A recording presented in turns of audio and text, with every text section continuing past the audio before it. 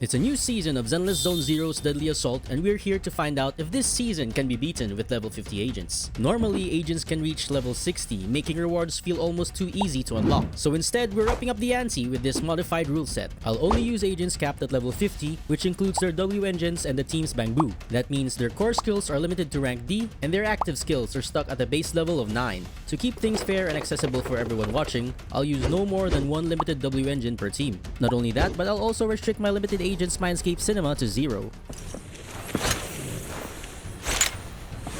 The Defiler succumbs readily to electric and physical damage, which form the backbone of our assault, while shrugging off ice attacks with ease. With those traits in mind, I selected the combined attack buff that elevates our critical damage potential. It boosts the squad's critical damage based on attack specialty agents present, scaling generously with team count. Following an EX special attack or ultimate, electric damage surges and attack specialists gain an additional damage layer that refreshes on repeat activation. This choice in buff aligns perfectly since Seed's additional ability demands another attack agent, and the buff scales directly with our composition, applying our strengths without compromise. The lineup features a dual attacker setup with Seed and Billy as the primary damage dealers, while Nicole provides valuable support through defense reduction, while Overtime Boo offers strong physical damage that exploits the boss's weakness. Seed's additional ability is triggered only when another attack specialty agent is present, making this dual attacker composition the clear choice.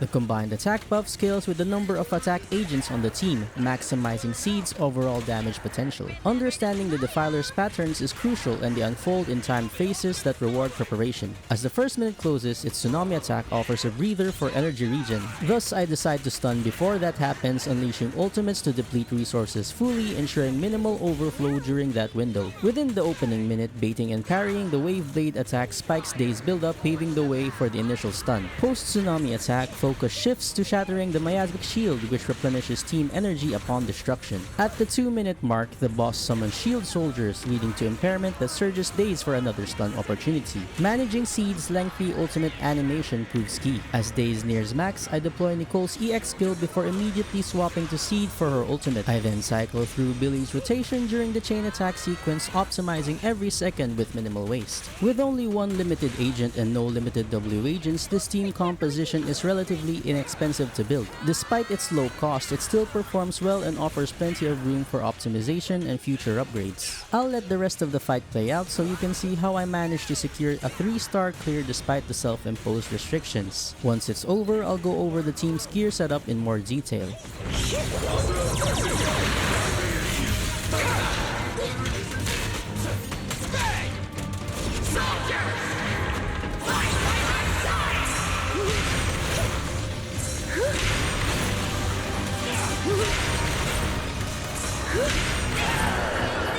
Need a shower? It's raining show!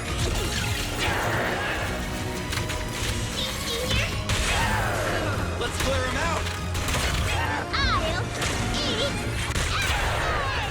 Feel the ultimate starlight! Starlight, shine bright!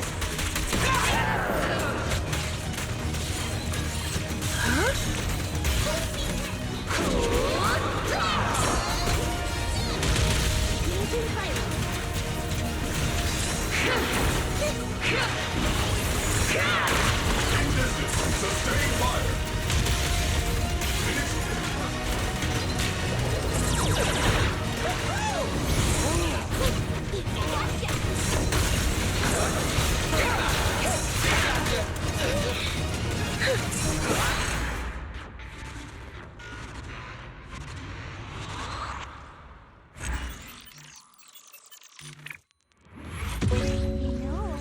Seed uses a 4-piece Dawn's Bloom set to boost her basic attack damage, her main source of output, paired with a 2-piece Woodpecker set to enhance critical chance. Meanwhile, Billy runs a 4-piece Woodpecker set for increased crit rate and stacking attack buffs, while a 2-piece Branch and Blade set complements his critical damage. Finally, Nicole is equipped with a 4-piece Moonlight Lullaby set to provide team-wide damage buffs, combined with a 2-piece Swing Jazz set for improved energy regeneration, ensuring frequent EX kills and consistent defense reduction throughout the encounter.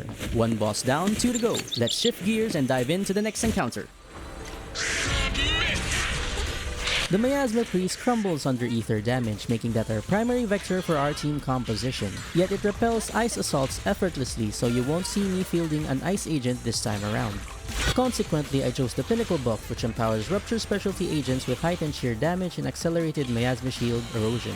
Within the Ether Veil, this buff escalates further, spiking sheer damage and elevating the enemy's stun damage multiplier on hits, with stacking durations for sustained pressure. This selection dovetails perfectly with our team's sheer damage orientation, transforming vulnerabilities into decisive advantages. The setup features a lineup of Yixuan, Pan Yinhu, and Lucia, built around maximizing Yixuan's role as the primary damage dealer, while Pan and Lucia focuses on amplifying Yixuan's sheer damage through their supportive abilities, ensuring her attacks hit as hard as possible. B-Lion serves as the chosen bamboo, contributing consistent damage.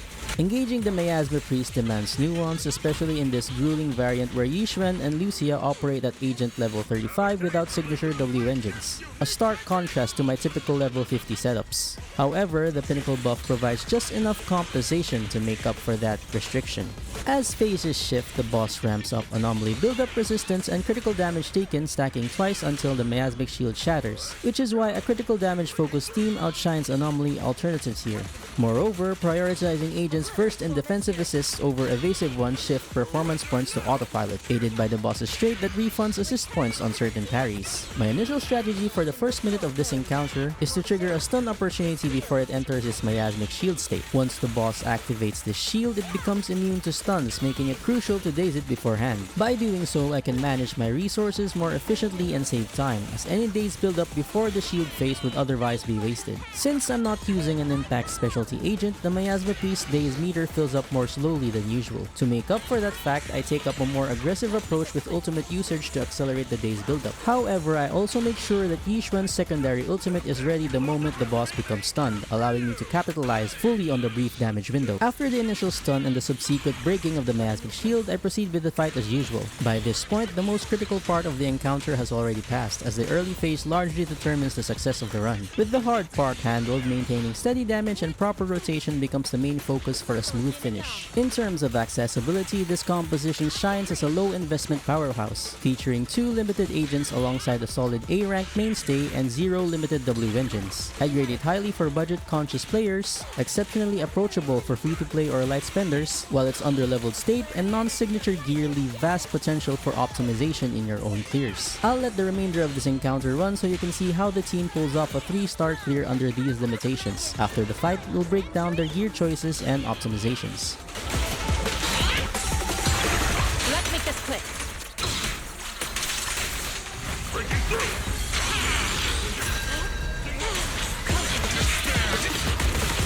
Swift yet still. I'll take charge! Purge corruption, restore clarity. Swift yet still. Clear yet mercy.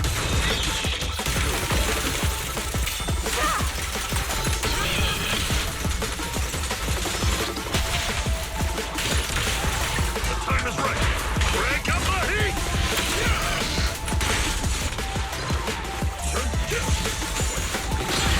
What a nuisance.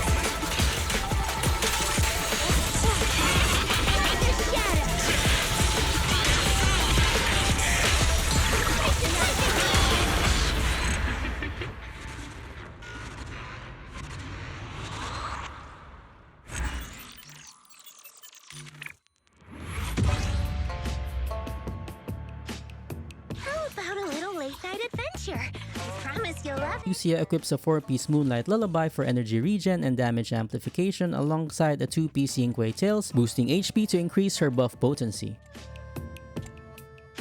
Yixuan dons a 4-piece Yingque Tails set, since it's pretty much the premier Rupture Agent loadout, paired with the 2-piece Branch and Blade for amplified critical damage. Pan Yinhu wears a 4-piece Astral Voice set to dish potent damage buffs to allies, complemented by a 2-piece Hormone Punk that pumps attack and thus his sheer damage buffs, while foregoing crit stats under the Pinnacle buff's D-Synergy with Pan. With 2 encounters down for the count, we move on to the finale. The notorious Dead End Butcher yields to ether and ice damage and boasts no significant resistances, as well as core mechanics tied to disorder activation. These traits sets the stage for an anomaly-driven composition. Aligning seamlessly with that profile, I use the Dream Delusion buff, this season's hallmark for anomaly specialists, elevating agent anomaly proficiency while reducing enemy defense and boosting anomaly damage upon attribute anomaly application. The lineup features a dual anomaly composition with Hinagi and Vivian as the core agents, supported by Yuzuha, who enhances anomaly buildup. Robin serves as the bangbo of choice, contributing additional ether damage and further assisting in ether anomaly accumulation. In this setup, each agent plays a distinct role in handling the boss. Vivian takes advantage of her elemental superiority while Yanagi triggers polarity disorders, both to earn performance points and to cancel the boss's ether enhanced state when needed. Meanwhile, Yuzuha stands out as the ideal support for anomaly teams. Mechanically, this encounter strips away complexity, boiling down to pure execution, layering anomalies with precision and timing EX skill energy deployment to maintain momentum. No boss gimmicks demand adaptation, instead it tests the player's resource management. This lineup represents a premium investment built around 3 limited agents for top-tier synergy. Yet flexible with standard W engines, it avoids the full whale commitment while delivering elite performance. I'd grade it as an A-tier choice for invested players, highly effective without breaking the bank on signatures, leaving plenty of room to improve your own clears. I'll let the rest of this battle unfold to show how I achieved the 3-star clear with these self-imposed challenges. I'll return afterwards to talk more about the team's equipment and overall setup. Enemy possession 6 shall pay.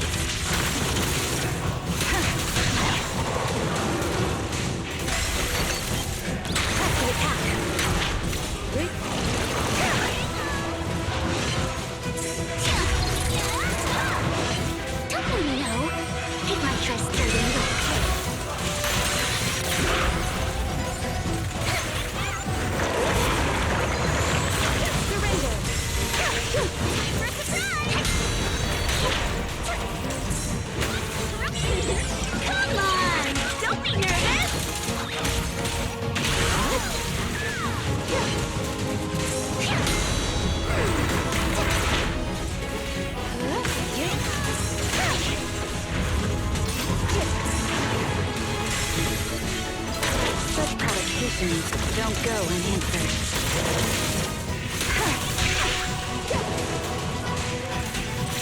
In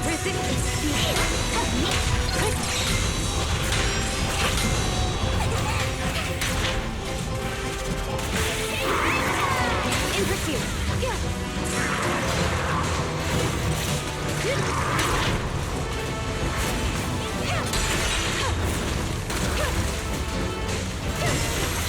Who dares get between me and Lord Ethan? We perform. Weak spot located.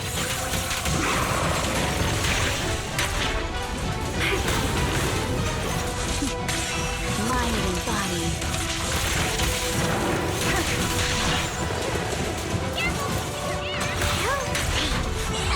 You're lucky but out!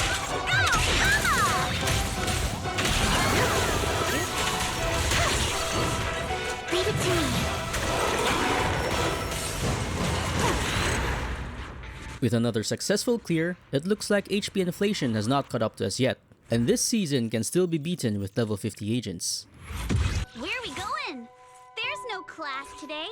Yuzuha sports a 4-piece Moonlight Lullaby set for dual carry potency, augmented by a 2-piece Faithen's Melody for the anomaly mastery she makes use of. Yanagi dons a 4-piece Chaos Jazz set, surging electrical damage and overall output, with a 2-piece Faithen's Melody hastening anomaly accumulation. Vivian equips her signature 4-piece Faithen's Melody alongside a 2-piece Chaos Jazz, sharpening anomaly proficiency for unyielding ether barrages. This video isn't meant to be a definitive approach to this season of Deadly Assault, but it's a sort of guide detailing my strategy shaped by my personal restrictions I've set, which opens the door for other players to refine and improve this team composition. As to why I play with level 50 restrictions, it's because at level 60, almost every reasonable team is viable, and when everything works, it's hard to gauge what really works. Until then, I'll see you on the next excursion.